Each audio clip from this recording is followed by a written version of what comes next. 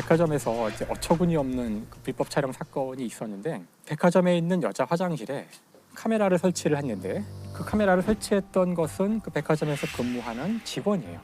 서울에 있는 한 백화점이 여자 화장실에 몰래 카메라를 설치해놨던 사실이 밝혀져서 물의를 빚고 있습니다. 몰래카메라가 설치된 곳은 3층 의류 매장의 여자 화장실. 지름 3mm 정도의 렌즈가 달린 이 카메라가 정화조 바로 위에 있는 천정에 숨겨져 있었습니다. 백화점 측은 육안으로 알아볼 수 없는 이 초소형 카메라를 이용해 화장실에서 일어나는 여성 고객들의 움직임을 샅샅이 지켜볼 수 있었습니다.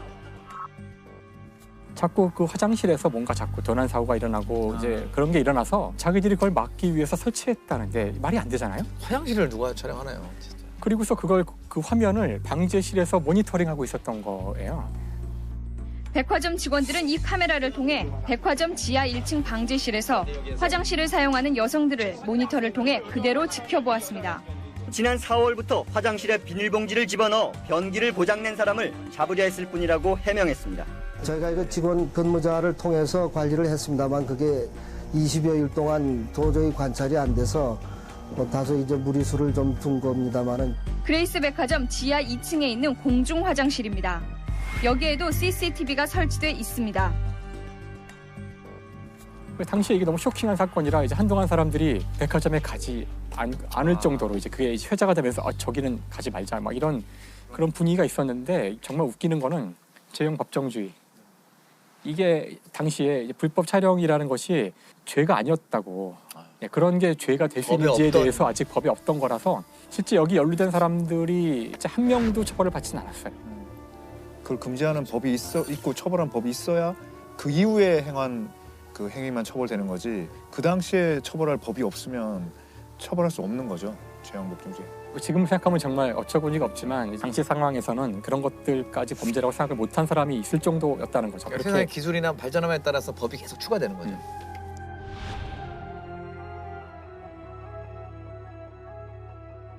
18년에 되게 유명한 사건이 났는데 버스 안에서 이제 그 여성분이 내리려고 서 있었는데 그 뒤에서 그걸 동영상으로 8초 동안 찍은 거예요. 찍다가 이제 들켜서 이제 문제가 됐는데 지난 2018년 A씨는 버스에서 검은 레깅스 차림의 여성 뒷모습을 8초가량 촬영했다가 재판에 넘겨졌습니다. 재판에 넘겨진 A씨는 1심에서 벌금 70만 원을 선고받았습니다. 그러나 2심의 판단은 무죄였습니다. 특정 부위를 특별히 확대해 촬영하지 않았고 일상복이 돼버린 레깅스를 입었다는 이유로 성적 욕망의 대상이라 할 수 없다는 겁니다. 쟁점은 이게 과연 레깅스 입은 뒷모습이 성적 수치심을 야기할 수 있는 신체에 해당하는가. 근데 이제 1심에서는 성적 수치심을 야기할 수 있는 신체 부위에 해당한다라고 얘기를 했었고 2심에서는 논리가 아니다. 왜냐하면 레깅스는 일상적으로 입는 옷이고 그건 노출 안 된 거 아니냐. 그런 논리로 이제 무죄가 됐어요. 그다음에 이제 대법원에 갔는데 대법원에서는 이제 유죄다. 결과는 대법원에서 다시 한번 뒤집혔습니다. 몰카 성범죄 대상이 반드시 노출된 신체로 한정되는 게 아니라는 점을 분명히 했습니다.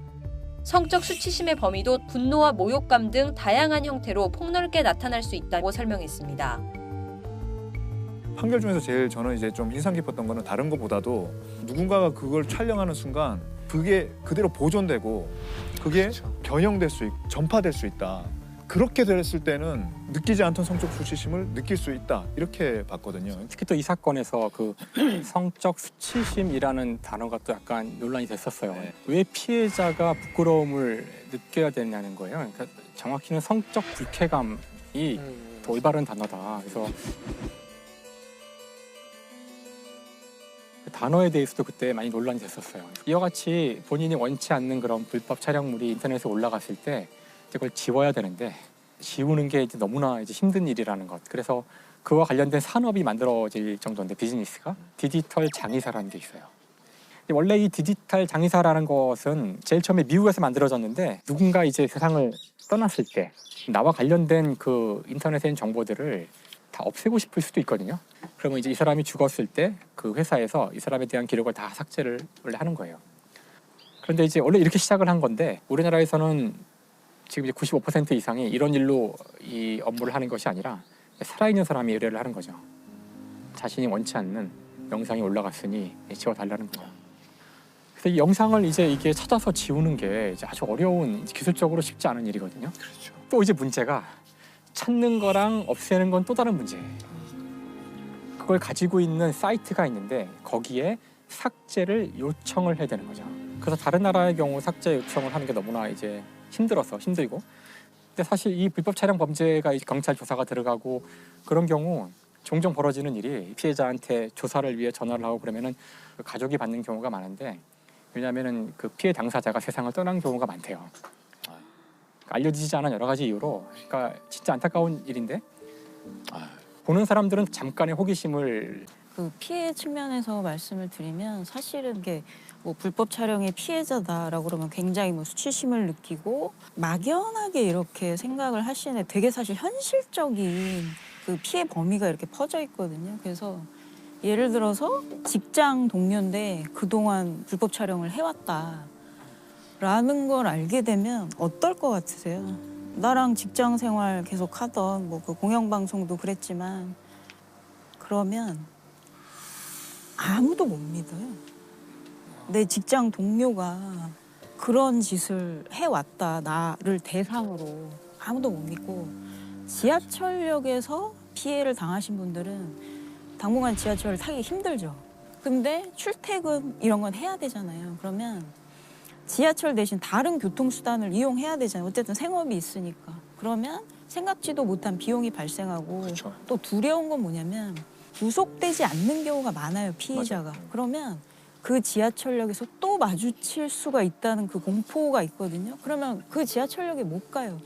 그럼 결국 피해자가 또 이사를 가야 되는 이런 상황. 그럼 또 비용이 발생하고 불편하고. 그러다 피해자가 감당해야 되잖아요. 그걸 다 피해자가 감당해야 돼. 특히 아까 말씀하신 통계 중에 지인, 연인 관계에서 이런 게 발생했다라고 한다면 정말 한번 상상해 보세요. 나의 연인, 지인이 이런 나의 어떤 모습을 그동안 올렸다. 불법 촬영한 걸 유포를 했다. 그럼 그때 수치심이 느껴질 것 같으세요? 그걸 보면, 그걸 알게 되면? 배신감. 분노, 배신감, 공포, 분노, 공포.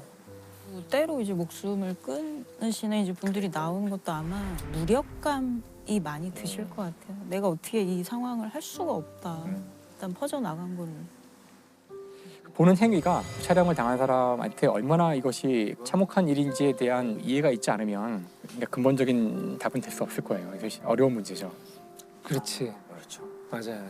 이렇게 가장 밀접한데 우리는 이걸 어떻게 써야 되는지 아직 얼마 안 됐거든요. 이 기술 발전이 너무 맞아요. 빠르기 때문에 사실 인류 역사상 지금처럼 사람들이 손쉽게 그 음란물을 대규모로 볼 수 있던 시기는 없었어요. 음란물 영상에 대한 우리 어떤 감각을 많이 바꾸고 있다는 거예요. 이걸 볼 때 지금 따라가기가 힘들죠, 사실 사회가. 자.